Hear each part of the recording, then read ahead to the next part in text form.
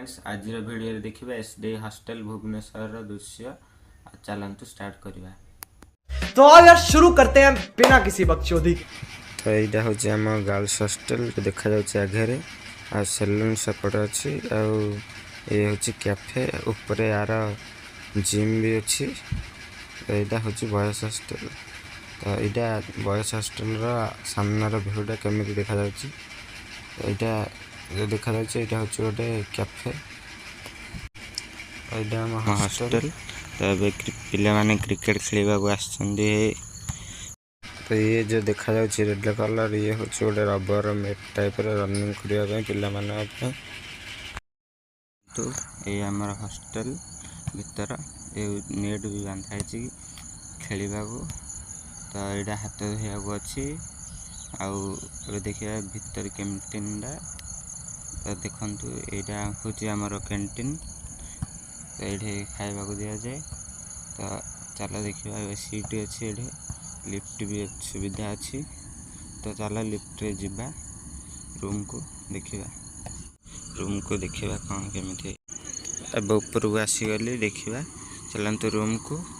तो ये हूँ आमर लैट्रिन समस्त एमती दे लैट्रिन सीधा तापरे जो लाइन रो से लैट्रिन। चलतु रूम को देखिए। चलो आमर 422 नंबर रूम चलो देखिए।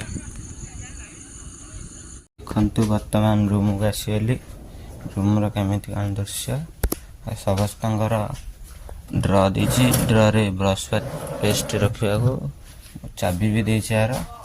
ये हूँ बेड समस्त पर्सनाल बेड आमर 5 जणिया रूम माने 5 जणिया बेड 3 जणिया रूम अच्छी 5 जणिया रूम भी अच्छी। देखते समस्त पेंट सार्ट रखा को पर्सनाल कपबोर्ड दे बाल्टी मग भी गोटे देवे आउ गुड नाइट गोटे ये शू रखा तले एमती गोटे समस्त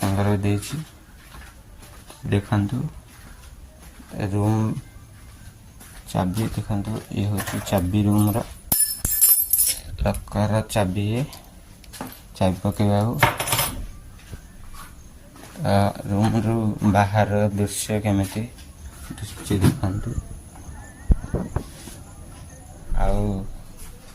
ये देखु जिते रूम आसवे एमती गोटे बोतल भी देवे समस्त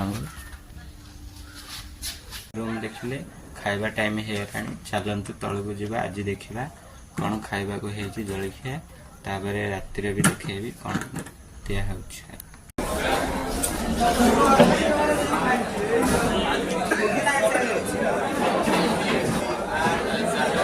संध्या बेले और राति कौन है वीडियो टी को लाइक करेंगे चैनल को सब्सक्राइब भी करदे। आ वीडियो को मुझे एंड करुच्ची।